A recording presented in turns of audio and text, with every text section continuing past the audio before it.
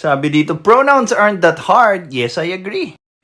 Pronouns aren't hard until you guys try to change how English language works.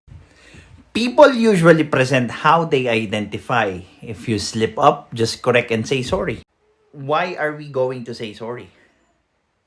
So far, using the correct English pronouns to a man as him or his and woman as her, I don't think it's wrong. So, bakit kami magsosorry ngayon? Ang lakas nyo naman mang-gaslight. Ano, porket feeling nyo, babae kayo, we should bow down as to how you perceive the world?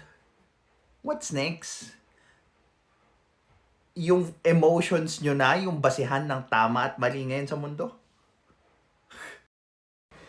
But if you misgender just to ridicule, ibang usapan na yan. So what now? If you're the one who's going to ridicule other people's belief, like for example, yung religion nila, okay lang? Napaka-special nyo naman. Bakit pag ikaw ang magre-ridicule ng other people's belief, okay lang? It's under freedom of expression. But, pag yung beliefs nyo, yung ire-ridicule, nagpapa-victim kayo ngayon. Kailangan nyo ng special na batas para magprotekta sa inyo.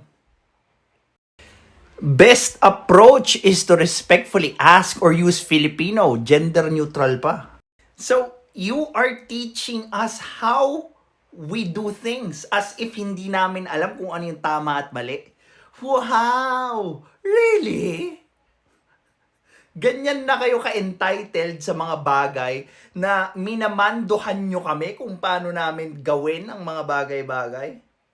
Buti na lang wala pang Soji ngayon.